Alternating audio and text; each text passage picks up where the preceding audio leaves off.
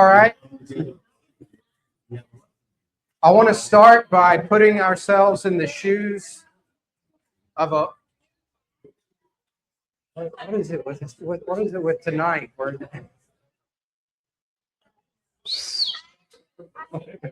Hey.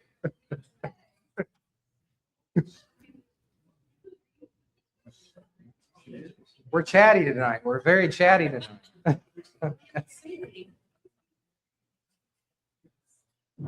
I want to begin by putting ourselves in the shoes of someone who lies. What do you think would make a liar feel secure in his lies? What would make me feel secure and safe that I can lie to you and know that I'm not going to be found out? Nobody knows the truth. What was that, Ed? If you act like you believe it, right? Yeah. We're going to be opening up chapter 36 through 39 of Isaiah, which he changes his tone from one of, or not tone, but the format. It goes from poetry to what most scholars call a historical interlude. He is listing actual historical fact, or he's giving you a historical account here between chapters 36 and 39, all having to do with King Hezekiah and the things that happened during his reign. And one of the things that if you were going to make up a story and pass it off as truth, you would be worried. You might be worried about whether it could be verified or whether it could be falsified. If you were to make up something and in your mind it could be neither verified nor falsified, you'd be pretty confident that you can lie and get away with it. Does that make sense? So Isaiah here is getting into some territory where he's going to be listing off a lot of details. So Isaiah, I wanted a separate introduction to these chapters because we're going to be looking at some archaeological discoveries, and I can spend all class period talking about just one. So we're going to get that in this lesson, and then we're going to look at spiritual applications within the chapters themselves. And so you need to worry about getting caught if you were going to make a story up and pass it off as truth. Isaiah had no such worry. You'd need to be making sure if you were a liar, if Isaiah were lying, he would want to make sure his story could not be checked. You couldn't go behind him and verify it, falsify it. You'd need to avoid making claims that someone could verify or disprove. And most importantly, you'd need to worry about tests that you could not anticipate. Ways of checking your story that might not exist now, but in the future, there are ways of checking your story. And so over the next few weeks, we'll be looking at these chapters, and we'll see all these details that could be verified or falsified, and we'll find they can be verified today. And a lot of these things, Isaiah, as a man, would have no idea we could go back and verify these things. He'd have no idea. And so was Isaiah confident in what he was saying? Yes, because it was the truth, as we'll see. So I want to first talk about this, the unforeseen test principle. And what this basically says is lies are most vulnerable to tests that the liar never saw coming. If someone fabricates a story, they cannot only account for the verification. They can only account for the verification methods, the ways of verifying their story that actually exist in their day and in their time. New discoveries, new technologies come along, and new information can come along to expose deceptions that lies that would seem perfectly safe to tell when you tell them. Does that make sense? The unforeseen test principle. And just for an example, we have many religious texts in this world that make many claims. Just going to pick one of them tonight, just briefly. The Book of Mormon. How many of you have read that? Read the Book of Mormon? Are very familiar with the contents of the Book of Mormon. He makes several claims in that document. One of which is, as you'll see on the board here, he claimed that he knew the origin of the Native Americans. And of course, this is back in 1830 when the Book of Mormon came on the scene with Joseph Smith. And one of the many claims is that the Native Americans descended from Israelites. Now, what Joseph Smith could not have known, in fact, he was about 30 years shy of Mendel. Anybody familiar with Mendel?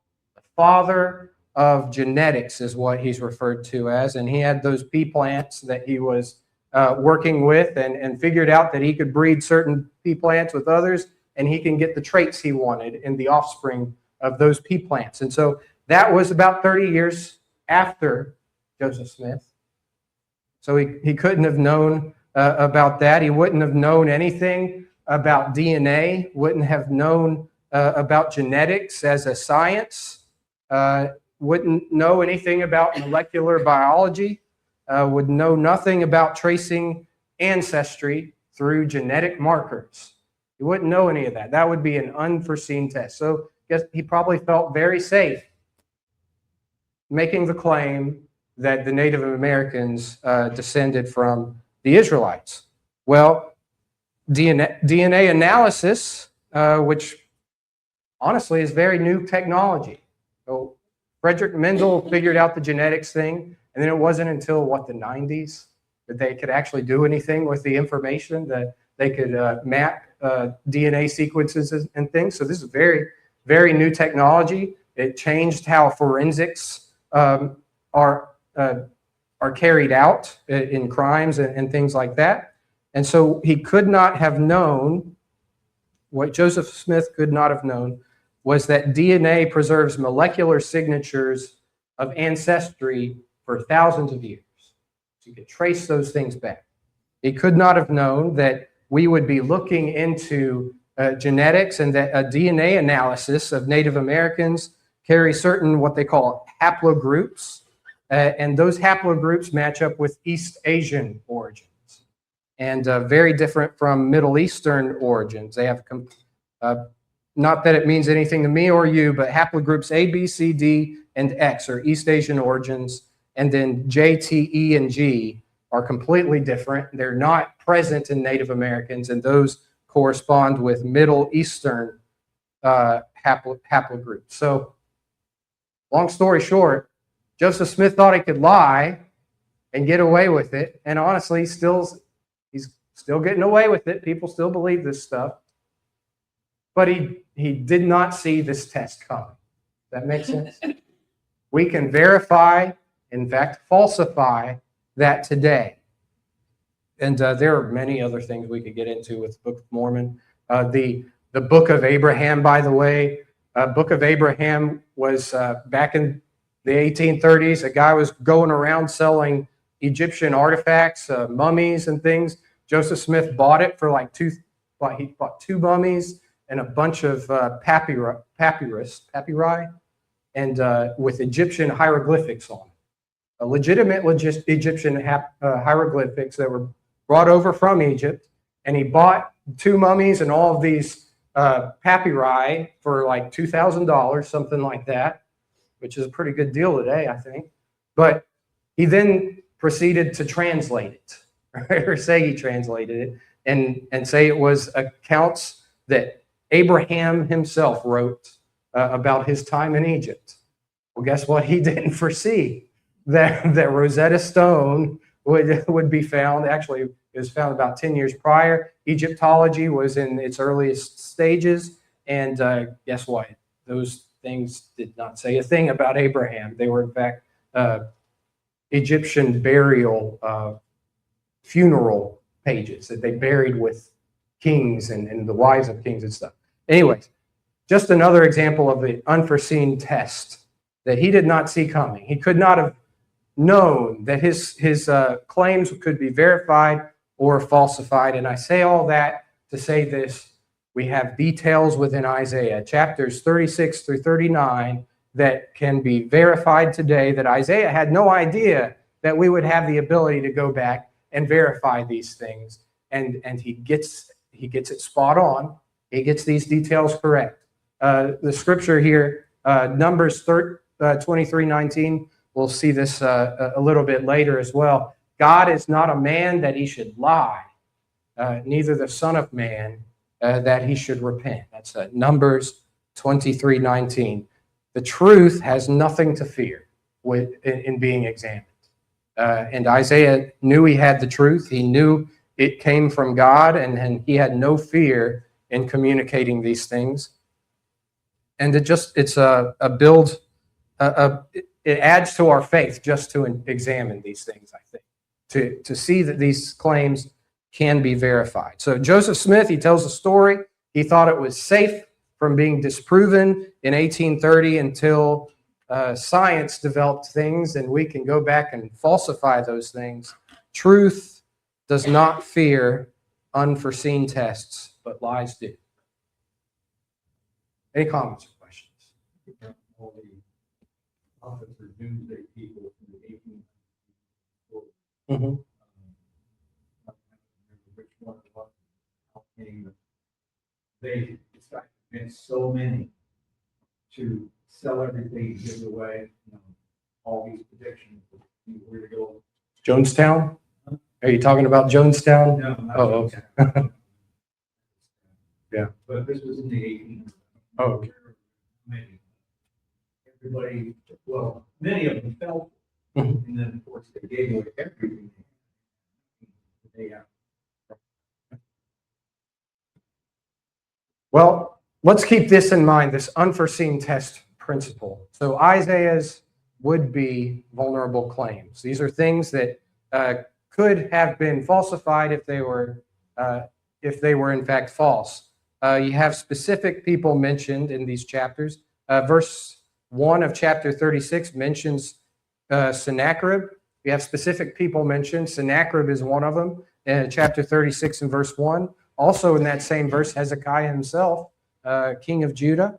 You have Isaiah the prophet, and let's go ahead and read verse 36 and verse 1, where it says, "Now it came to pass in the 14th year of King Hezekiah that Sennacherib, king of Assyria, came up against all the defenced cities of Judah and took them." And then look at chapter 37 and verse 2. Another name mentioned here. "And he sent Eliakim, who was over the household, and Shebna the scribe, and the elders of the priests covered with sackcloth, unto Isaiah the prophet, the son of Amos." So Isaiah's naming names, and these are names that can be, for many years, were Hezekiah is one of them. We'll see that is proven to be a historical character through archaeological finds. They found his one discovery. They found one of his seals that he used. Then they found, and we've talked about this before actually, Hezekiah's conduit, the tunnel, and then the inscription within that tunnel, describing how that tunnel brought water into the city for the invasion we're about to be studying about in chapter 36. Anyways, Hezekiah is mentioned. Isaiah himself is mentioned there in chapter 37 and verse 2, along with Eliakim and others. You have in chapter 39 a Babylonian king mentioned. Chapter 39 and verse 1, "At that time Merodach-Baladan, the son of Baladan, king of Babylon, sent letters and a present to Hezekiah, for he had heard that he had been sick and was recovered." And so you have these big names mentioned. You think they can be verified historically? They have been verified historically. There are documents such as the Quran, which mention men by name, but get them men that existed centuries apart, and yet he puts them together. basically in the same room. Isaiah had nothing to fear. He was telling the truth. We can see that his work can be verified because specific people are mentioned. If any of these people didn't exist, Isaiah's credibility collapses. If any of these people existed centuries apart, and we verified that they're in existence centuries apart, but Isaiah puts them in the same room, his account collapses, doesn't it? And by the way, you can do that just by trying to recount history yourself. You'll probably make a mistake like that. Isaiah didn't make these mistakes. Specific places, some of these that were not found until recently. Lachish, we read of in chapter 36 and verse 2, and the king of Assyria sent Rabshakeh from Lachish to Jerusalem unto King Hezekiah with a great army, and he stood by the conduit of the upper pool in the highway of the fuller's field. Jerusalem, which also mentioned there, we can verify pretty easily that it existed. Nineveh, chapter 37 and verse 37, another city mentioned by name here. So Sennacherib, king of Assyria, departed and went and returned and dwelt at Nineveh. And Nineveh is another archaeological dig that had some interesting discoveries in it. Babylon as well, chapter 39, verse 1, a city that was destroyed, that never came back.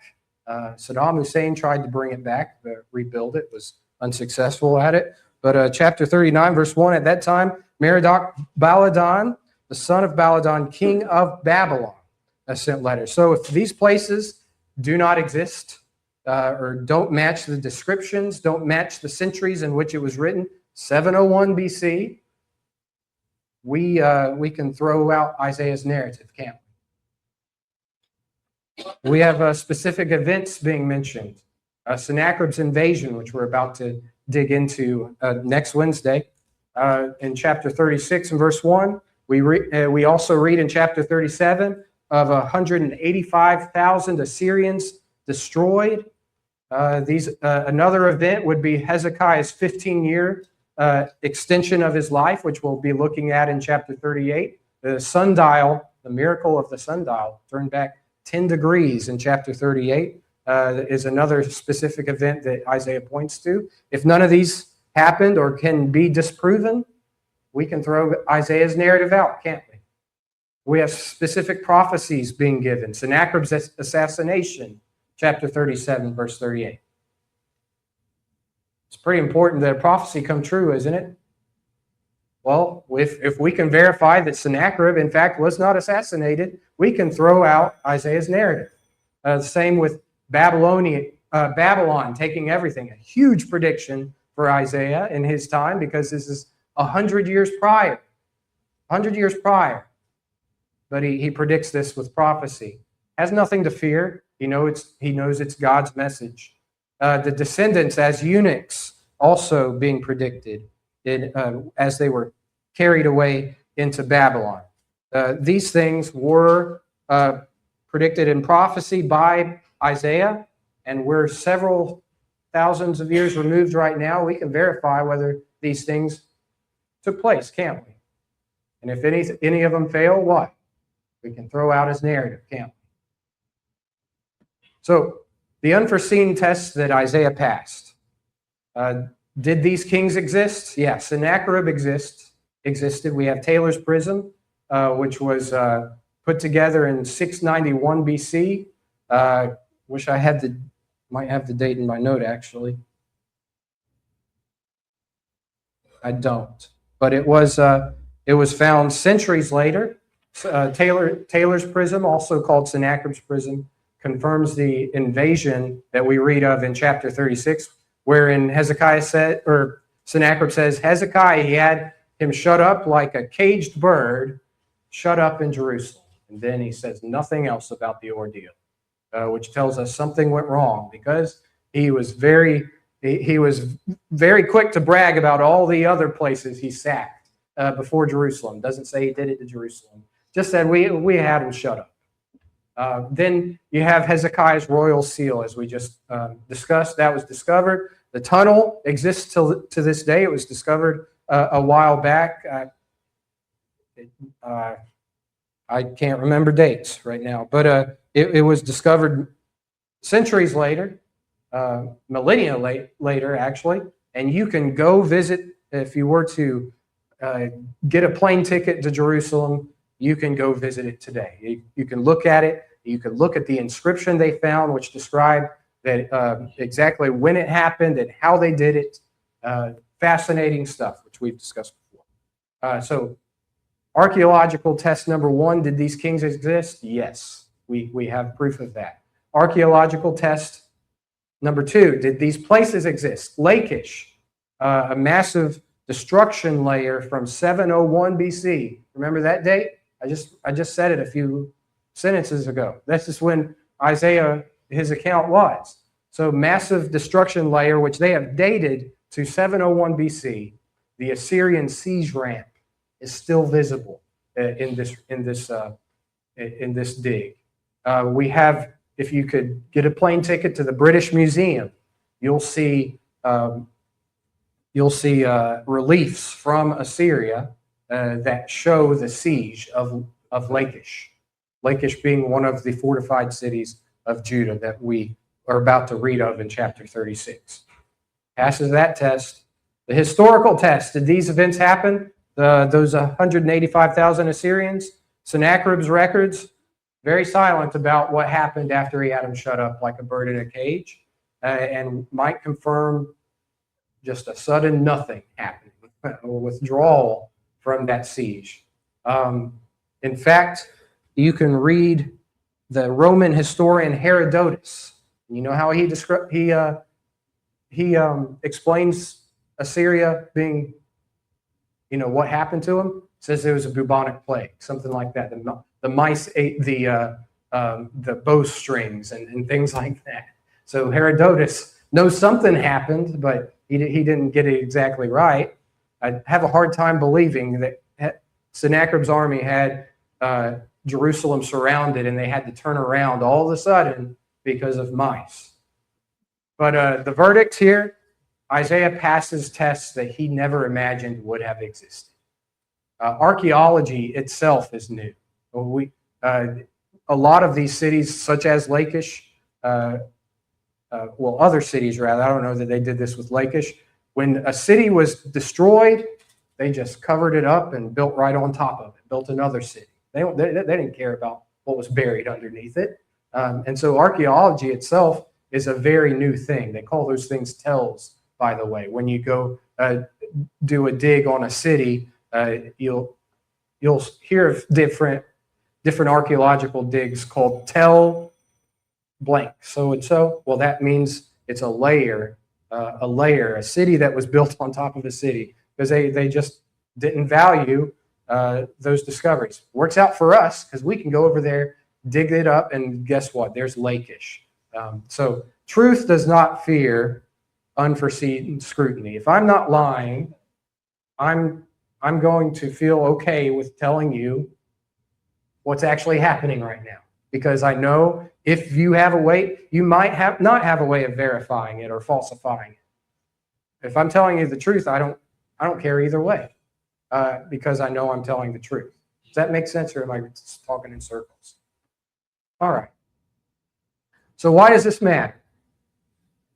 That was the second bell, wasn't it? Okay. Well, clean this up real quick. This is a reminder that we are reading an account written by someone who did not fear future discovery, made claims that were verifiable or falsifiable, was confirmed by sources. A lot of them had no agenda, no reason to support him. And he got details correct that if you were making it up, you would not have gotten these details correct. That cannot be said of any religious text, anything that purports to be from God that isn't. Does that make sense to everybody? All right. Just wanted to, I thought that would be a helpful introduction to what we're looking at, because we're looking at some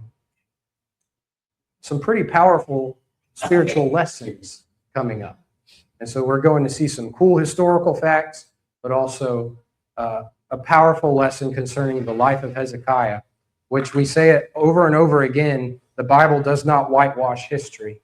And it doesn't whitewash history with Hezekiah. We can learn a lot from him because he was very faithful in the beginning and things went wrong. And that can happen to anybody. That can happen to us. Yes, ma'am. Even if you don't get anything out of this class, the points you just made will help you with the major. If you just get this one class and the one thing you hear about how the world does support biblical accounts, if that can help you Solidifies your you're looking at the source. It solidifies the thing that you point to as the authority as being from God. It's very important. Yes, sir. The information age, intellectual integrity is paramount. Mm-hmm. Right? Absolutely. Amen. We have nothing to fear, just like what Larry's devotional tonight just goes hand in hand with this. We have nothing to fear if we have the truth. And well, thank you all for the class. We'll dig into 36 starting next week.